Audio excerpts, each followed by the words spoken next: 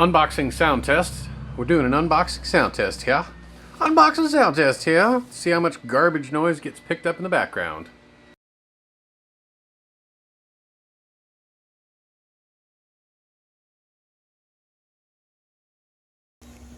Hey everybody. Once again, welcome back to my shop. It's Mike. Today is not actually going to be a build. Today I'm going to do an unboxing and sort of review, but primarily a comparison of the Hasbro Black Series X-Wing helmet that just came out not too long ago versus the real parts build that I did based on some measurements that are constant throughout both the original helmet and also the original screen use prop, and see just how accurate this thing is comparatively. We'll not concern ourselves too much with the markings and the paint because it's going to be off color-wise, and the weathering is a bit ish. We'll get to that in a minute. The point is that we're going to have a look at this thing from the start. Now, I have already opened it, and I have already put batteries in it. We'll get to the reason for the batteries here in a bit. But have a look at the box here. When I first got this thing in the mail, I thought these were photographs. Turns out it's just digital art. And then, of course, there's a little digital art of Luke Skywalker as played by Shia LaBeouf. Seriously, look at this. That's Shia LaBeouf. It's not Mark Hamill. But yeah, it shows all of the different functionality on the back of the box, but the box isn't what we're here for, so go ahead and open this guy up.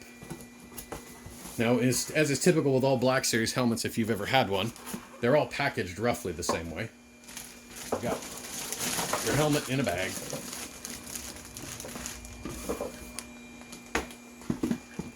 And then usually, at least with the ones that I've purchased, you have whatever accessories come with it in a separate bag, and then that's the lining of the box. But we'll set the box off to the side because we don't need it anymore. Take the helmet out of the bag and have a look at this helmet for the first time. Well, actually the second time for me. All in all, my first impression of it was that it was pretty decent. It is exactly what I expected it to be. It's not... It doesn't come across at first as being terribly screen accurate, because these Black Series helmets, they're not built to be perfectly accurate. They're built to be something that's wearable, that's functional, that can be used as part of a costume, not necessarily something that, say, the 501st is going to accept, but still pretty decent for what they are. Now, the paint does leave a little bit to be desired. I think they went a little bit overboard with some of the weathering and didn't do quite enough on some cases. This strip right here, you can see how it just peels up. Not the highest quality item. The visors are gorgeous. It's beautifully cast. Well, it's probably injection molded. And then this microphone right here, that's a pretty good representation of the Raycall Mini Light headset mic that was used on the original prop. So it's fairly close. The inside isn't very good, but it doesn't matter. It's completely non-functional anyway. But the rest of it is actually, I mean, it's quite nice for what it is. Not too bad.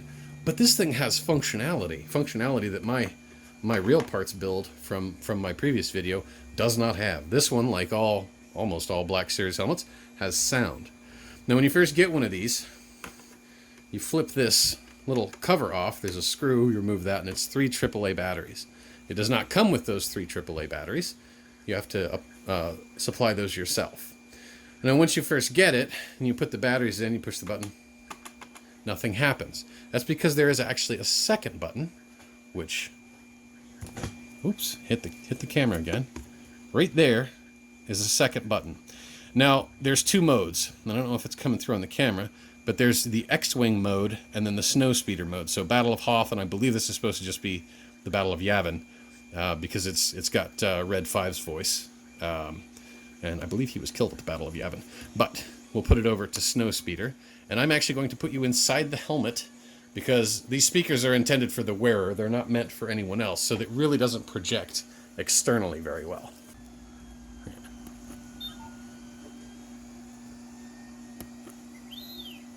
And it goes through several different sounds. R2, engine starting.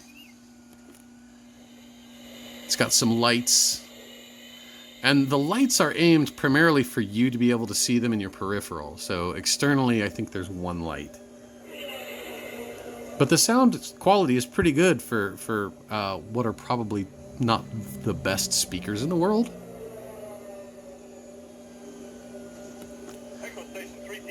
But it goes through a fairly long, what amounts to the entire scene of the Battle of Hoth, and the same for the Battle of Yavin.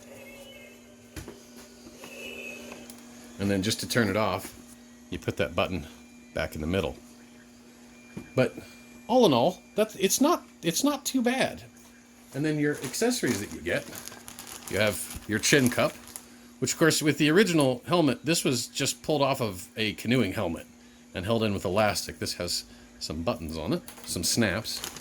Your two ear cups, which are just held in with Velcro, hook and loop. And then this is for the top of your head. And then it's got some warranty information, legal information in here. Stuff about the Black Series helmets and how to install your batteries. And then how to operate it and use sound and such. Yeah, it is the Battle of Yavin. It says so right there, Yavin. I hadn't looked at this yet. But your chin cup just snaps into place.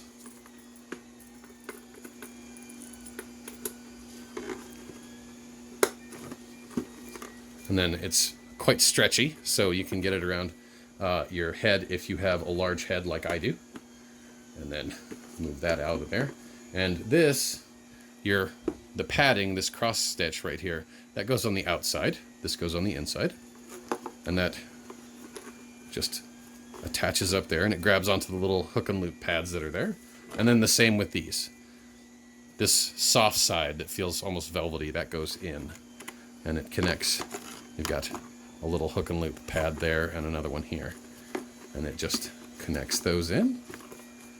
Same on the other side. And there you have it. One more or less complete Black Series X-Wing helmet. Now, as far as how well this thing fits, I actually omitted the little chin cup, the ear cup parts, because they get in the way of this chin cup quite a bit. If you move the chin cup even slightly, they just separate from the side of the helmet. So it's not really a very good design in my opinion, and there's not enough holding them in place to make them worthwhile. But I did leave the top pad in. Getting it on is not terribly difficult. It's like every other helmet. I moved the chin cup out of the way. And like I said, I removed the ear cups. Now that does prevent me from centering it on my head near as well as I'd like. Make sure that the chin cup, this little indent right here, this little raised bit on the chin cup, that's supposed to be in the front. That's how that thing looks. It doesn't have one on the back side, I don't think. Oh, it might actually. I don't know. But I mean, all in all, it's not bad for $100. And I got it off Amazon. The link below of where I got it. It's not terrible. Proportionally, it looks good, but let's compare it to at least to a facsimile of the original helmet that used the original parts. And then we'll see just how this compares dimension-wise and see just how accurate it is or how close it is. So here we have Hasbro's Black Series compared to the one that I made in the last video. No, it's still not complete because I haven't had time to finish it, but that's my Wedge Antilles Battle of Yavin-ish X-Wing helmet that was actually made from an original Vietnam-era APH-6 Bravo. So that's the original type of helmet used to make all of the props that this is based on. So I cannot guarantee the accuracy of mine. There is definitely going to be some inaccuracies in my version of this. But there are a couple of things that remain constant. Now, regardless of whether it is my version of the prop or this one or one of the screen used ones, there are a couple of dimensions on these that just don't change. One is the oxygen mask receptacles. The length and width of those does not change because they were barely covered, these here. And then if you look at the back of the ram's horn, this dimension from here to here and here to here, those don't change and should remain constant. So comparing these two, I can determine whether or not this is roughly the same size. The ram's horn visor cover, regardless of the size of helmet, did not change. And you can see already that, now, bear in mind, this is the original helmet that this prop is based on. You can see that the curve here, this curve here, is different than the original helmet. So the shape of this helmet is slightly off. Now, I don't know what they used to base this off of, but this is a little bit more shallow than this is. And also this area here, which if you recall from a previous video, had a small cover here that was used to hold on. It had a screw that went through it and was used to hold on the ear cups inside and the electronics equipment. That was covered over and sanded off on the original prop as well with this one. This bit right here, this part here, it doesn't have the same shape. And I did not do any shaping to this. I merely removed the cover and sanded it over just like John Mallow did with the original prototype for this prop. So the shape is slightly off. This, of course, is a light that was added in. I think that's a light. No, it's this one over here is the light, which obviously they don't have. There is a rivet right there, which that may be what that's supposed to be mimicking. I don't know. Again, this one isn't finished yet, so it's got some of its markings gone. Now, as far as these dimensions go, I've got my calipers here. Let's see just how big or how off or how accurate this thing actually is.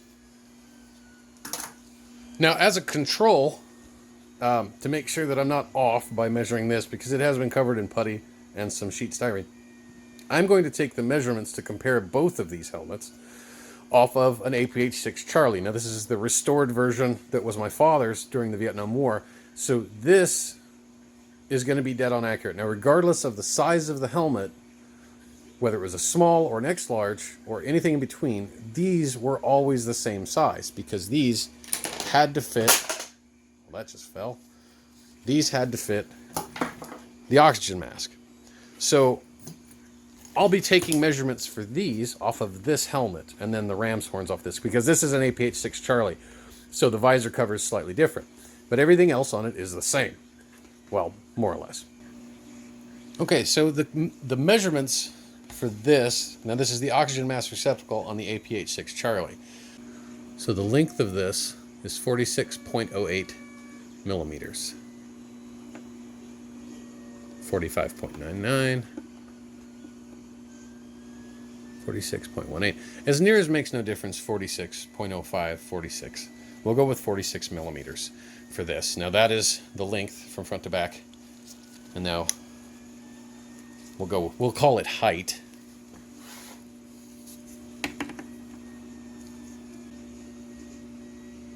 .2, 44.31. So 44.31, more or less, just about that. So 46 and 44.3, 46.1, 44.3. So write that down in your copybook. The measurement will come from the front. So I'm going to pop this little bit of plastic off, and that just pops right out of there, doesn't it? It'll be. So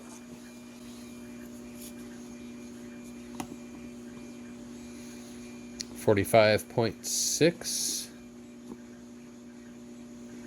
45.71. Now, to be fair, we should put this back in place because this stripe, this right here, actually goes along the front of it. So let's not muck about, do it the right way. That's 49.04. So it's either too long or too short, one or the other. And then the height, which was 44.2, is 45.34. So it's a little bit off. That is out of dimension, a bit. So not too much, but it's out of dimension. Why am I nitpicking about this stuff? Because I do that. I like to nitpick about accuracy of things, even though I'm not good at actually making things accurate all the time. So as far as the ram's horns go, I'm only going to be measuring the width of this, which stays relatively constant throughout this curve.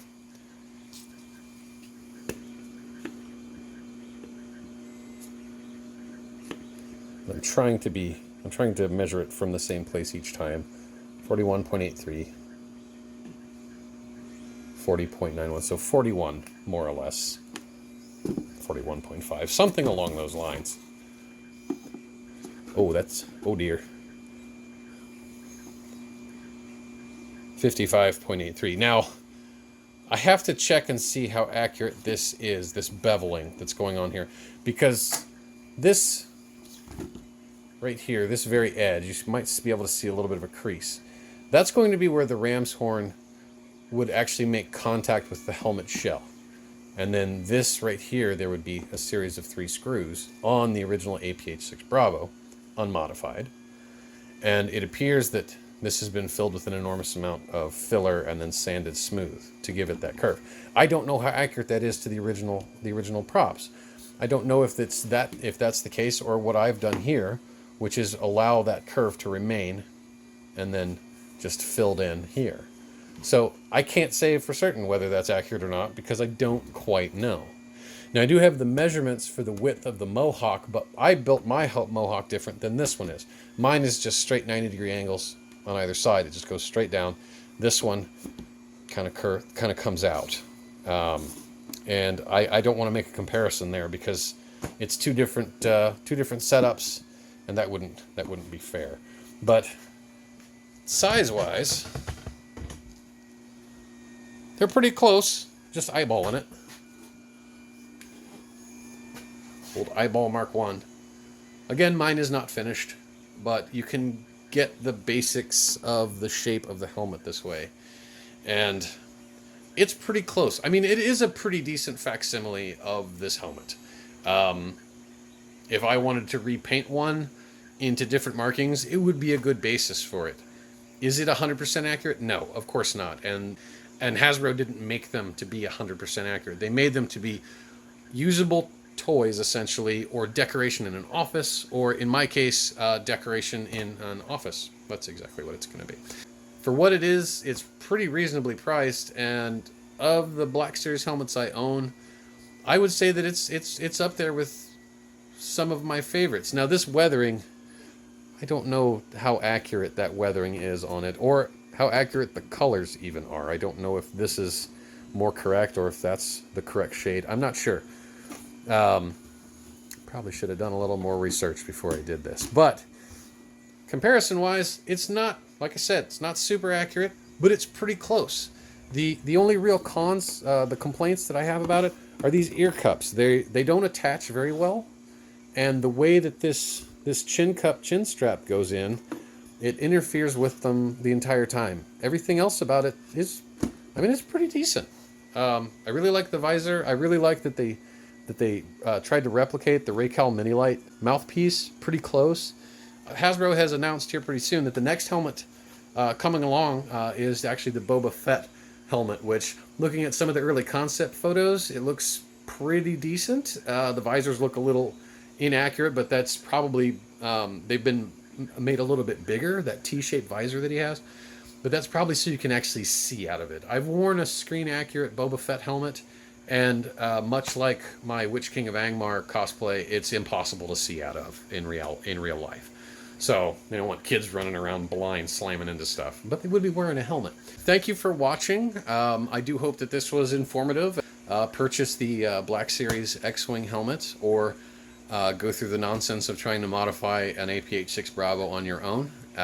It was the first time I'd ever done that, and I probably will never do it again. Much like a lot of the props that I build, I've never done them before, so a lot of it's new to me. But once again, thank you for watching. Please hit the like and subscribe. Consider becoming a patron. I'd like to thank my patrons that I have now for supporting my channel. Thank you so much to the lot of you for being a part of this. And if there's a prop that you'd like me to try and build, or if there's a product you'd like me to review, etc., please leave a comment below. Or just leave a comment below if you feel like it, telling me what you thought of this video. Thank you again for watching. Cheers.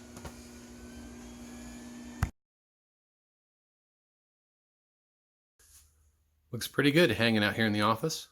Not so bad. Now all those helmets across the top, the TK, Darth Vader, the, yeah, I can't remember what they're called. The other X-Wing helmet from the new movies, and the A New Hope X-Wing helmet, Red 5.